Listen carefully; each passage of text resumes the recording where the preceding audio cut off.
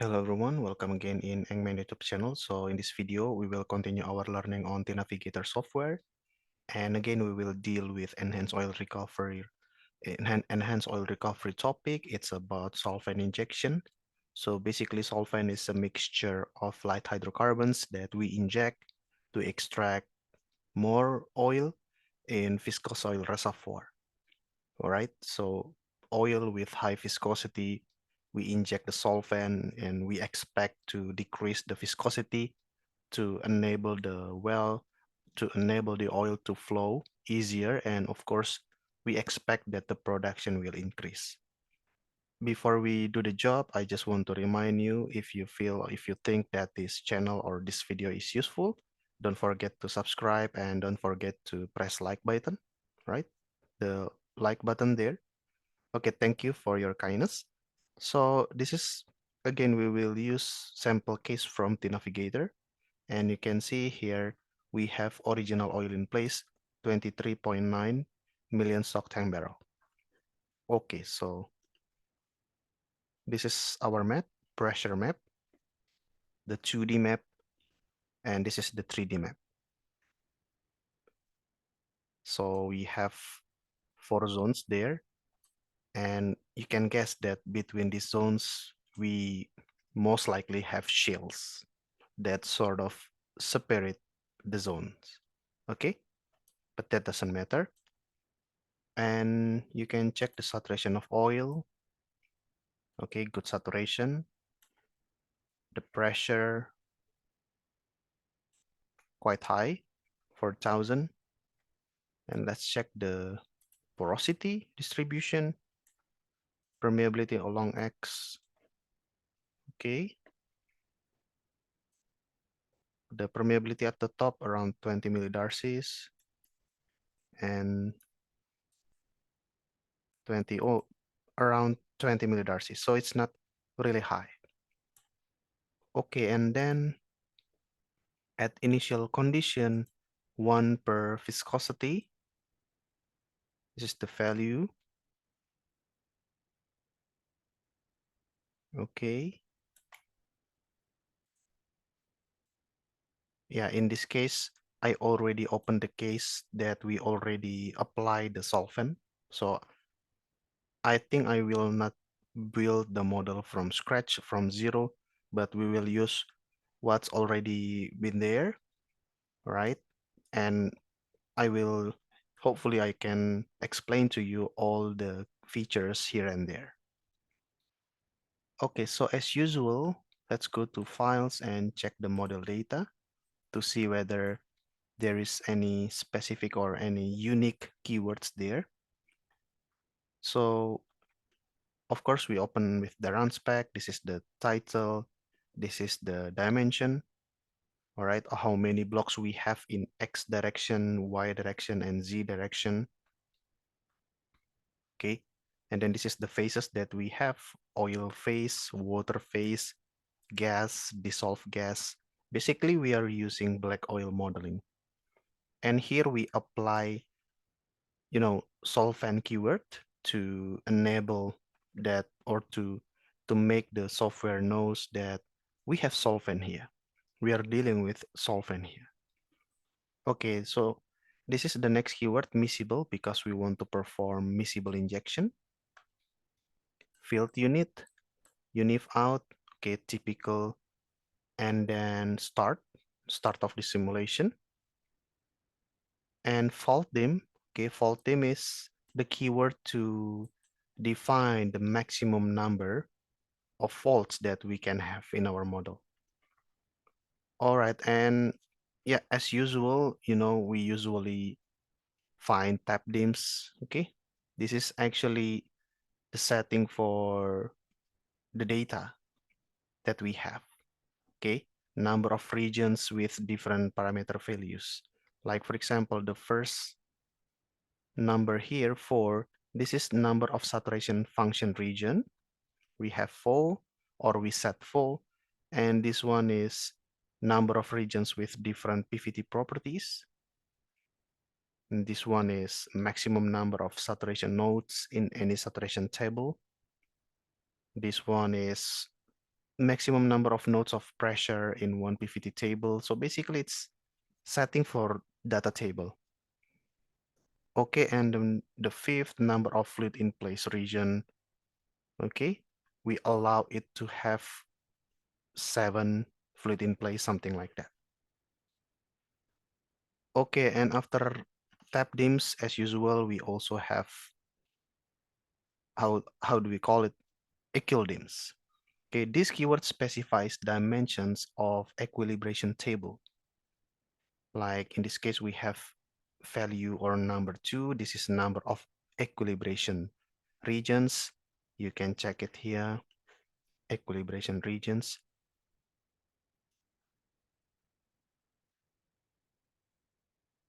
We actually have only one, but you can allow it to have 2, something like that. And 100, what is 100? This is the number of depth nodes in any table of pressure versus depth constructed internally by the equilibration algorithm. So we allow more numbers, more values. Okay, 100 numbers of depths in any table of pressure versus depth, because in equilibrium calculation or initialization calculation, we deal with pressure and depth. And the third number there is maximum number of depth nodes in any RSVD, RS versus depth table. And then 1 here, maximum number of tables of initial tracer concentration. It's not really relevant here actually. And number 5, maximum number of lines in table of initial tracer concentration versus depth. Not really relevant for our case right now, but that's the setting. That's the keyword. Okay, and well dims, the keyword setup dimension of well data. I said that all the time, well dims, the setting for data table for our well, like 250 is the maximum number of wells, okay, that we allow in our model. 90 is the maximum number of connections that one well can have, connection between well and the model, the reservoir. 10 is the maximum number of well groups in our model, whereas 200 is the maximum number of wells in one group. Okay, and then end scaling is about, relative permeability that we will use end scale or endpoint value, okay, endpoint value in our relative permeability application. And EQL ops, you know, this is the keyword or this keyword specified options for initial equilibration algorithm. And if we use here quiesce, this option enables pressure modification to achieve initial quiescence. Okay, and then grid ops. This keyword set options for grid data processing. So if we use, for example, yes, so we will specify that we will use multiplier. We enable the usage of multiplier in our gridding. Univouts, this is about the reporting, the result, regions, okay. Okay, let's see grid. We have grid here, and then edit. If you want to do editing and you want to separate all the editing technique, editing approach that you want to apply on the grid, you can put that in separate file, use that with keyword edit. And then properties, this is very important for our case here. We will check it later. Regioning, solution for initialization, summary, schedule, also important, and so that's for the dataset.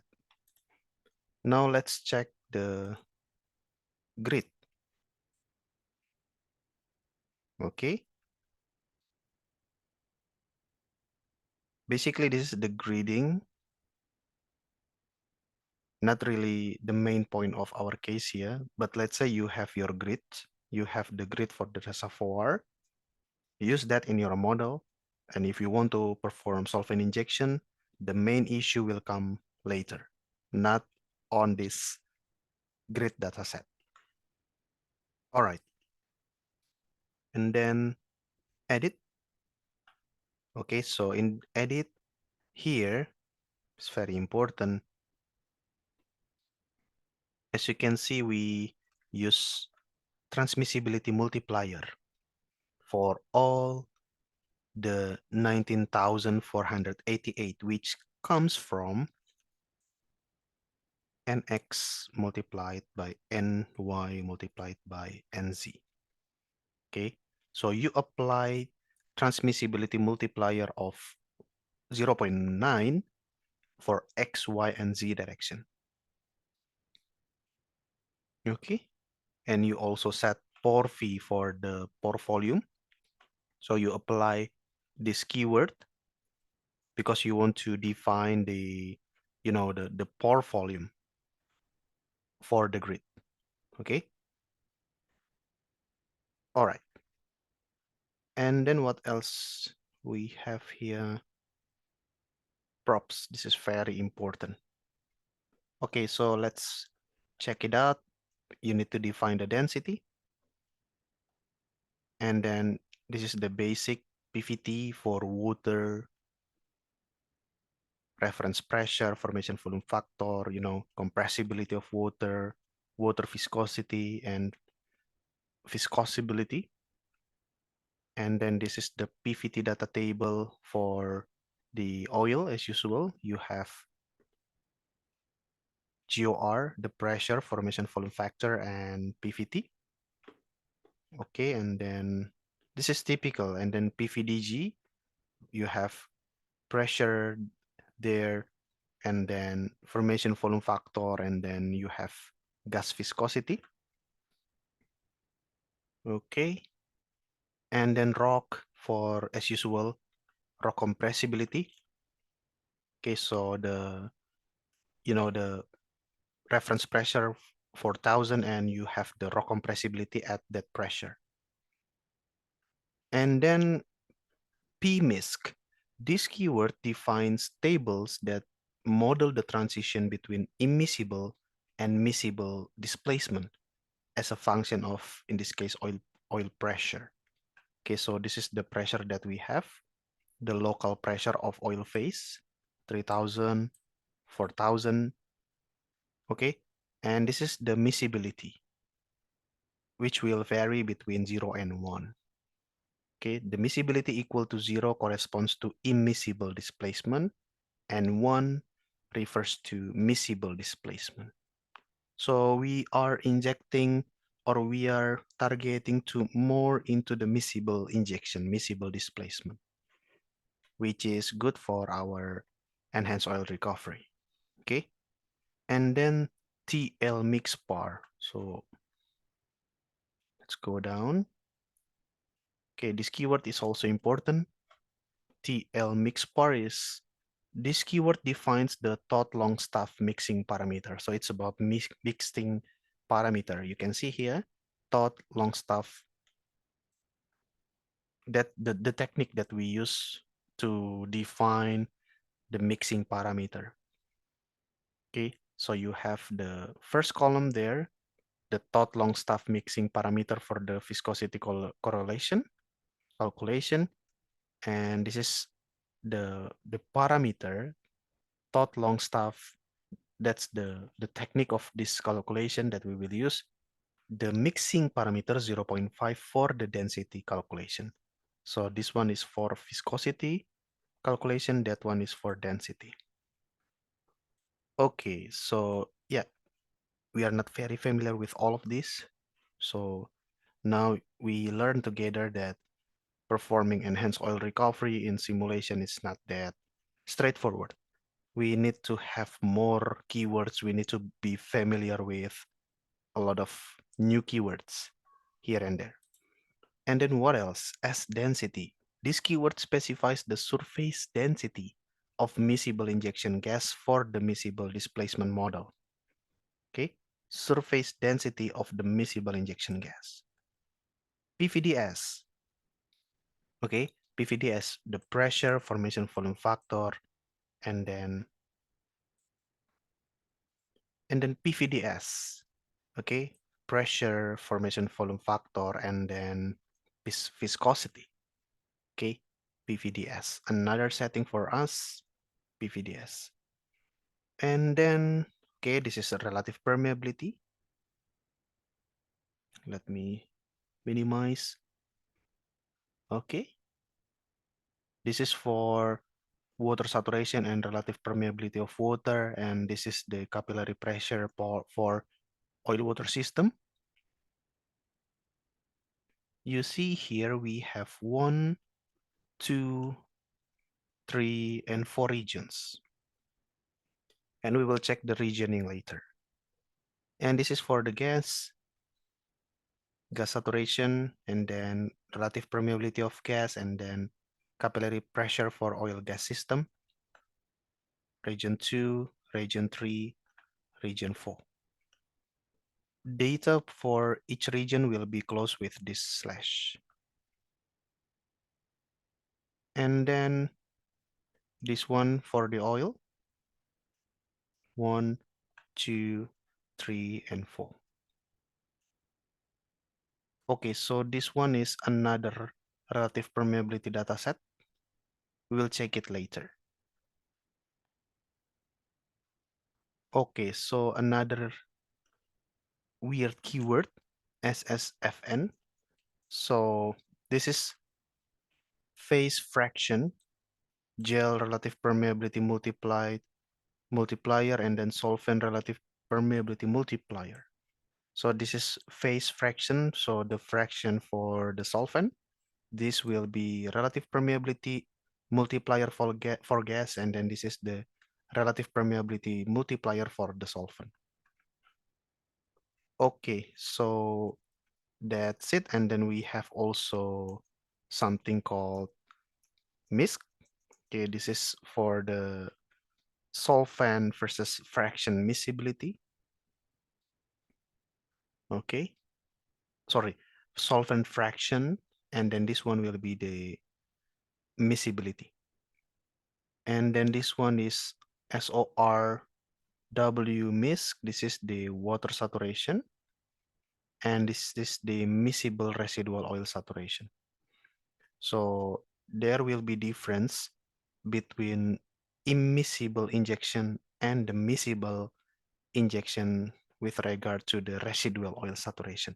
Of course, the residual oil saturation will be smaller in miscible injection, miscible displacement. In this case, it's quite extreme. The miscible residual oil saturation is 0. So it's like you can push all the oil, okay, out of the pores, which is really not, it's not real, by the way. But for the sake of simulation, we can take it. And this is water saturation and miscible critical gas saturation. So as you can see, this is very important. The property section is very, very important for enhanced oil recovery simulation, or, solvent injection simulation. Okay. And then we check we check the fluid properties here. So you see here we have 4 regions, right? As per the dataset. Okay. So here you go. This one, SWFN, okay, 0.2207, 0.3, 0.0074, okay? And then this is the RP for hydrocarbon, the same.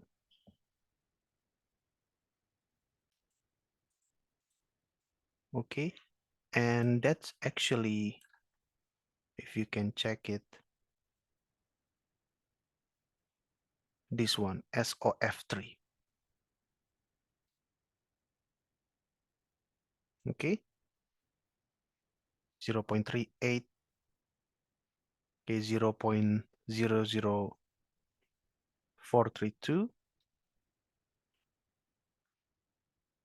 Okay, and let's check They are basically the same, right?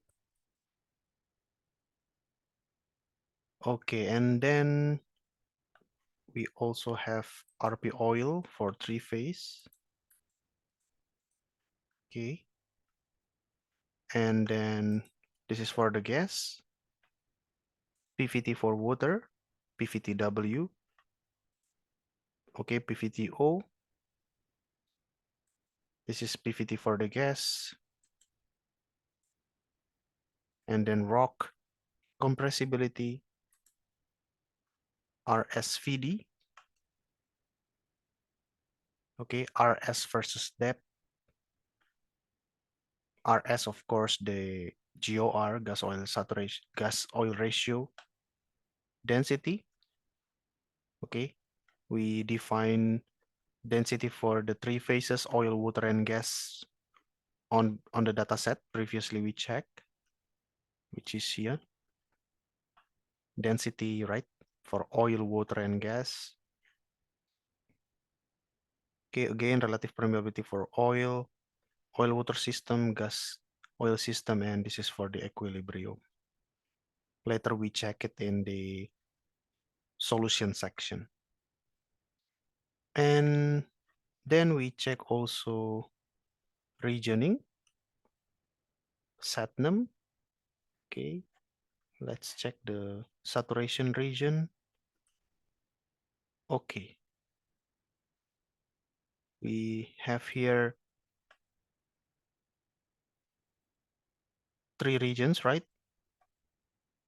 Because you have here one, and then two, and then three. So with regard of the saturation, we have three regions. That's why in PVT, if I'm not mistaken, I've shown you the three regions. This one, right? Okay. And then PVT num, we only have one for all the blocks. And also the FIP num, fluid in place. Of course, we have three based on the saturation. Even more than three, right? We separate the zones more. In this case, we have one, okay, we have six, okay, using this setting. Yeah, that's it for the FIP num. And then what else? Let's check also. We have rock compaction region, equilibration region only one, miscibility region, okay, active grid blocks, and FIP num. And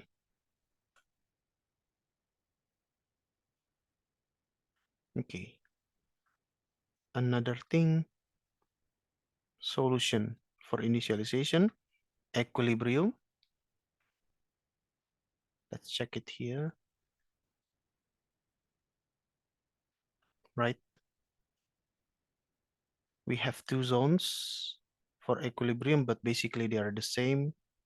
So 8,100, 4,000, and then 8340 there. Okay, and then initial fluid in place calculation accuracy 20. And we have region 1 and region 2, which are basically the same thing. And then what else? We have datum, RSVD here. We defined it here. Finally, we have that. So we put RSVD in solution dataset. Okay. And then no warn seems like no warning. Okay. So warn or no warn app. Okay, this is setting for the warnings. And then this is for the reporting and skip. Okay, so yeah, skip and skip off is not the main thing here basically. So that's what we have in the data set. And then summary. Yeah, as usual, in summary, we have all of this. Okay. And one of the most important thing is, of course, the schedule. Okay, we open with RPT's sketch, RPT RST as usual, run control. Okay. And let's check DRSDT. So DRSDT, maximum rate and flag. So this keyword actually sets maximum rate of increase of solution gas oil ratio. Okay. And skip rest dates, group three. Okay, this is for the grouping. But the main thing is actually, well, specs. We set the first producer. This is the completion setting for the producer. Okay, for the production, status open, the production controlled by bottom hole pressure. Okay, dates. So we usually have only one production well, and now we produce January 8, January 15, 22, and so on and so forth, until we put a new injector with defining the keyword well specs, and then we define the completion using comdat, and then this is the setting for the injection operation, status open, flow rate 4000, okay, and this is the maximum injection pressure, bottom hole injection pressure. Now we apply W solvent. Okay, this is the name of the well with which we inject the solvent, and this is the solvent fraction, so 100%. We inject pure solvent. Okay, and then this is the dates. So we will check what happened after we use the solvent. Okay, so I think that's it. Let's see what we have when we inject the solvent. So as usual, run. Go to graphs, rates, wells, oil rate. Now you see, so we are declining production. Production decline very fast, but something weird here. We have a bump there. We have a production increase. Why? Most likely it's because solvent injection. So we have production increase. Okay. So here we have a production increase. It's quite significant production increase, which I think it's because the solvent injection. Okay. And we can check it with, let's say, uncheck the water. Now, because we select wells here, so we will show the injection and production profile. If you click on this only, so you will only show the flow rate for the production well. But if you click on this one, you will show both for injector and production. If you click on this, then basically you will have no data because you don't have production. But if you click on this water injection rate, okay, it's not water, I forget about it. It's supposed to be gas, right? So solvent will be considered as gas in the simulation. Now, if you click on this one, and again click on that, now you can overlay the production and injection. Okay, so now you can see we start production in January 1st, 2024, and the production increased so fast, right? Or the initial production is very high. Okay, around 40,000 stock chamber per day. Amazing. Okay, or maybe I'm more familiar with stock chamber per day. So 40,000, right? 40,000 stock chamber per day, but it declines fast after that. But you inject something, you inject the solvent, which considered by the simulation as gas. In this case, you inject it on March 2024, and it results in short or quick short period of production increase. But if you look at it from the cumulative perspective, I think the result will be quite significant. So if you just perform decline curve analysis to expand or to extrapolate the production rate without solvent injection, then maybe it will decrease quite fast there. But since you inject solvent, you have oil gain. Okay, so you can achieve oil total at the end of the simulation period to 2.43 million stock chamber per day. Okay, so that's about it. And we can also check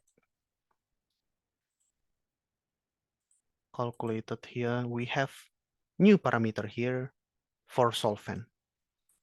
Okay, so with all keywords that we have, we can model, we can simulate the distribution of the solvent, and we can also predict the parameter of the solvent. Okay, and 1 per viscosity.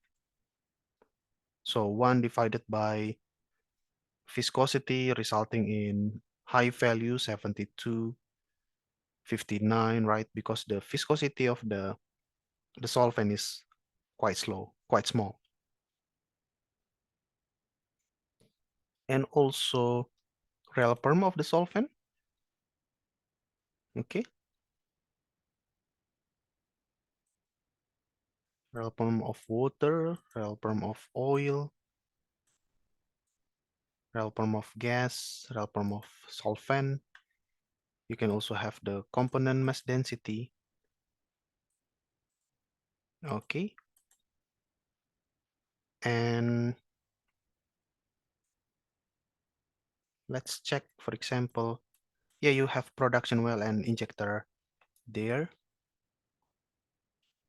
Let's say if we have this one and go to 2D, and then let's check, or let's make cross section. Okay, I select point selection, click on this one and that one. Okay, close. And here you open this one and then cross section, you have it. If you go to the first time step, okay, it's like this, and then we move next time step. Okay, we have production well first. Okay, and then okay,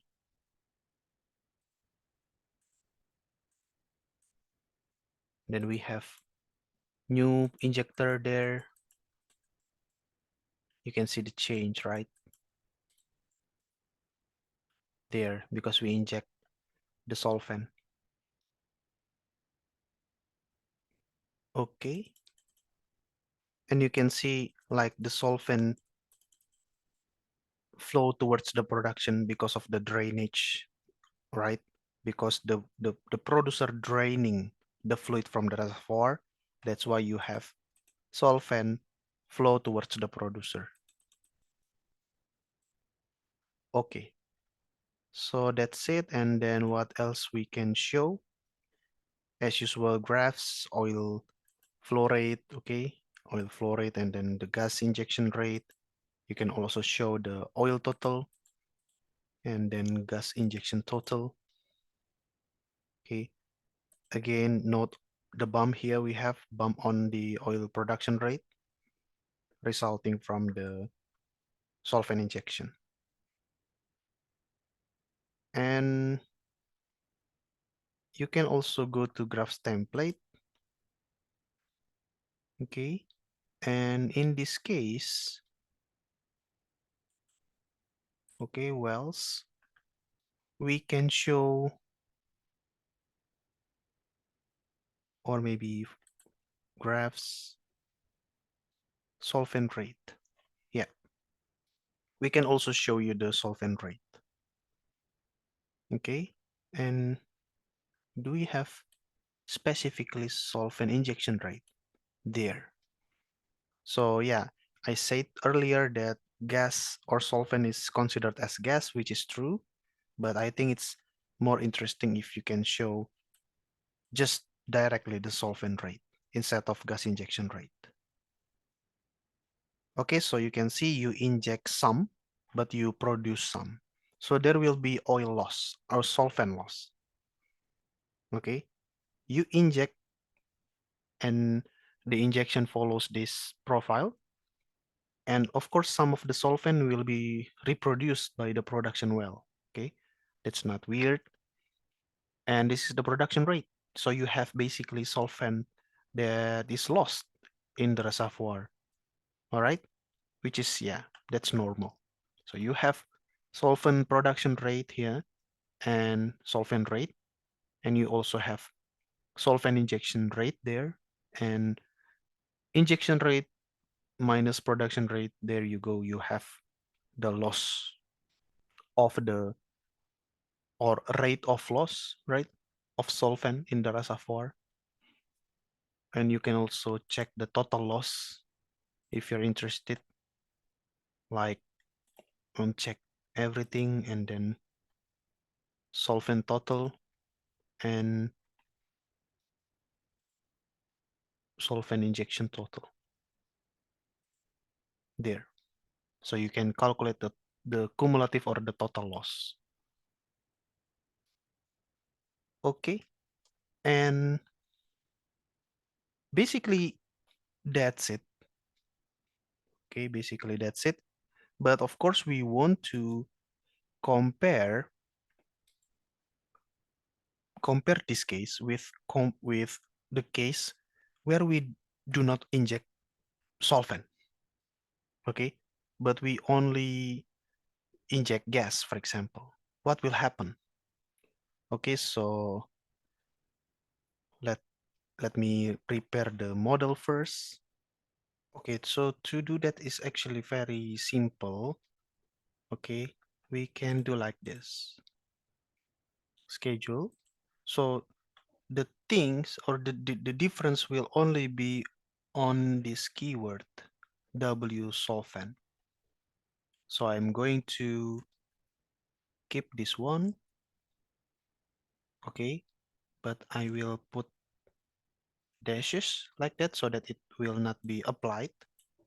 And I will make a new case here, but solvent fraction is 0. So the model will see this thing just as gas. Okay, just as gas. Of course, there will be difference. Okay, and let's say I want to save, close, and as usual, I'm going to click this one and I will reload model and run the calculation. Okay, so let's reload the model. Okay, after reloading, we are ready. Let's see. I will uncheck. Yeah, I will maintain everything. We expect that there will be no dump, no bump. Boom, right? Solvent rate disappear, solvent injection rate disappear, you see, and the oil production will just decline. Okay? Or solvent rate is recalculated to be like this, but basically oil production just like that. Okay, no solvent injection rate. All right, so oil production decreases, no bump, and oil total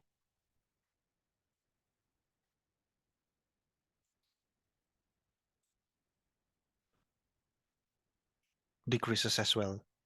Previously, if I'm not mistaken, is 2.43. Now it's just 2.12. Okay,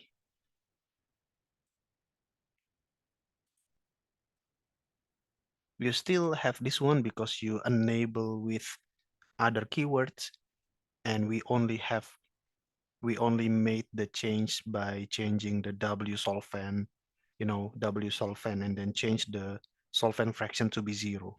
Okay, so you still basically have all these parameters, although there will be meaningless, okay, because we have no injection of solvent in this model. Solvent fraction is 0. But that's just for the sake of simulation, just for the sake of demonstration.